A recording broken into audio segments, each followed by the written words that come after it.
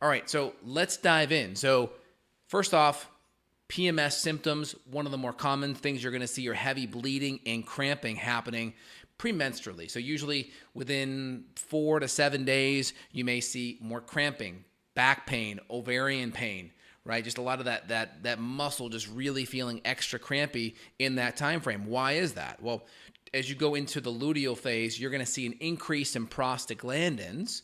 These are like fatty, like they're basically like hormone kind of mediators, right? And they play a major role on inflammation. And one of the big prostaglandins that you're going to see increase is that prostaglandin E2. And those prostaglandins are going up to help that uterus contract, to help slough out that endometrial lining. And when prostaglandins are out of balance, typically due to low progesterone, progesterone is a very powerful anti-inflammatory, so it helps modulate that prostaglandin E2. So does really good fats like fish oil, even some GLA-6 fats like black currant seed oil or borage oil can really help modulate those fatty acids. And so one of the first things we're going to do is we're going to actually look at progesterone. You're commonly going to see a luteal phase defect, either a shorter luteal phase or lower progesterone in that luteal phase, and that can cause prostaglandins to potentially go up. So anytime we start seeing cramping issues, right, and prolonged heavy bleeding, is a chance that we have increase in prostaglandins and we have low progesterone. So one of the first things we got to look at is, why is that progesterone low? Well, progesterone is anti-inflammatory and can help modulate those prostaglandins. So if we're chronically stressed and we have poor diet and we're not, eating good proteins and fats to stabilize our blood sugar, if we have dysglycemia throughout the day or lots of physical, chemical, and emotional stressors happening, that could be gut issues, food issues, emotional issues, sleep issues, too much exercise, too little, chronic pain, food allergens, gut bugs, etc., not eating good proteins or fats, this can easily create imbalances in progesterone and cause low progesterone. And like I mentioned, proteins and fats are really important because these help provide the building blocks for your prostaglandins 1 and 3, which are actually anti-inflammatory. Prostaglandin 2 is a little bit more pro-inflammatory, helps the uterus contract. Prostaglandin 1 and 3 are more anti-inflammatory. So good healthy fats, fish oils, good healthy saturated fats, and then typically we can even do some omega-6 fats like black currant seed oil and like borage oil that are absolutely amazing in helping to modulate prostaglandin E2. So one of the first things we'll do is we'll test female hormones right around that day 20-ish in their cycle and see where they're at the heart of their luteal phase. We may see low progesterone. We may see higher estrogen in relationships, so that start of estrogen dominance starting to happen there. All of these things can be part of what's happening, and you have to get to the root. Also, progesterone doesn't just go low by itself, so you have to fix the driving factors that are causing progesterone to be low. Are you sleeping well? Are you eating good proteins and fats at every meal? Do you have dysglycemia under control? Obviously, other pain issues could be from ovarian cysts, right? Ovarian cysts are going to be essentially when you have cysts in the ovaries, and that can be driven by lots of androgens and insulin. So if we're doing too much carbs and we have a lot of dysglycemia, our blood sugar's oscillating, that could be a thing. We could see things like endometriosis, right? Chocolate cyst. This is when we have endometrial tissue essentially in the uterine lining growing outside of the uterus, on the ovaries, etc. And typically the only way to know this for sure is usually exploratory laparoscopy procedure. So it's kind of like doctors kind of giving their best guess on it, right?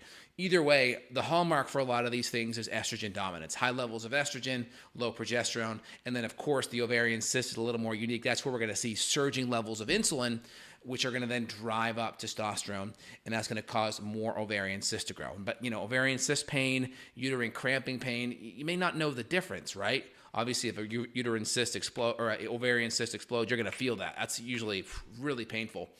But the uterus cramping, more midline ovarian stuff can be a little more to the right or left. But it's kind of hard to tell, right? Because it's all in that same general 1 foot area. So either way, we got to get progesterone looked at. We have to get good fats dialed in, right? Fish oils, coconut, good saturated fats, grass-fed meat, right? Our gamma-linoleic acid from good quality meats. I'd also say black currant seed oil can be very helpful, especially if females have acne as well. GLA fats like black currant are excellent. Fish oil, like I mentioned. You can even do extra cod liver oil, which has extra vitamin A, which is wonderful. We may add in progesterone. We may add in chaste tree to help modulate progesterone levels. We may look at using maca. We may look at using DHEA as well. We may also look at estrogen metabolism. If we're not metabolizing or detoxifying estrogen, that could be a problem. So we may look at DIM and different sulfur and glutathione like compounds to help with metabolism. We may also look at gut bacterial imbalances. If we see things like beta-glucuronidase elevated, that's a bad bacterial enzyme, and that enzyme can deconjugate estrogen that's being escorted out of the body. So that bad bugs can make this enzyme beta-glucuronidase, which can then deconjugate, which means it takes away the protein bound to that estrogen to help it be detoxified. So things like that can also, in the gut, impact your hormone metabolism. So we have to look at all these different variables. So, of course, eating green vegetables, good protein, good fats, having all the blood sugar dialed in. We may have to look deeper at the gut. And, of course, all of the different hormonal things play a big role. Now, of course, progesterone can be influenced by lots of adrenal stress. So it's always good to look at the adrenals because chronically stressed adrenals, whether it's high or low cortisol, that cortisol stimulus can pull that progesterone downstream and cause that progesterone to turn into cortisol, because progesterone, when you're stressed, it's an anti-inflammatory hormone, and cortisol will be used and pulled from it. It'll be converted from progesterone to cortisol. So I hope that makes sense out of the gates. Again, this is Dr. J. If you enjoy this content and you want to dive in deeper, feel free to click the link below. You can schedule with myself and colleagues. We're available worldwide for functional medicine consult supports to help you out, where we can dive in, look at labs, look at diet, look at subs, and get to the root cause of why this stuff's happening. And if you enjoyed today's content, share with friends and family. Give me a thumbs up. Put your comments down below as well. Hope you enjoyed it. Let me hit a couple of questions here now. What about eating too much sugar? Does that make the cramps worse? It can, right? Because more sugar is going to drive your prostaglandins up, right? So best thing is balance your blood sugar with good carbs and really good fats and good proteins. If you're having cramp stuff, you can use ginger and magnesium to kind of help relax the cramps. You can do an Epsom salt bath, which essentially is magnesium sulfate, and that gets absorbed into your body via the skin. That can be very helpful.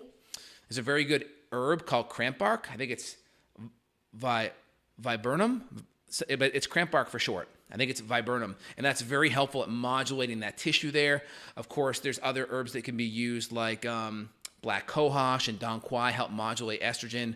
There's some herbs like ginger, valerian are also very wonderful for calming that tissue.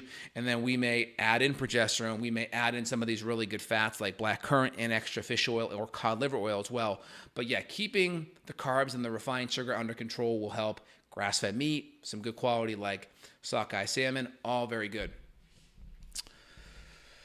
Shantae writes in, oh my God, just about the consultation with you today. I'm experiencing painful cramps. I can't take it anymore. This video is for me. Was immediately clicked on it. Awesome. Great. Well, I must have gotten your message in the field, Shantae. Very cool. Look forward to working with you really soon.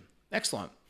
So very important, when you look at hormones, it's good to look at the adrenals because the adrenals have a major effect on cortisol and your cortisol rhythm. That has a major effect on progesterone. So it's good to look at your adrenals, female hormones, progesterone. Also good to make sure your estrogen levels aren't way out of whack.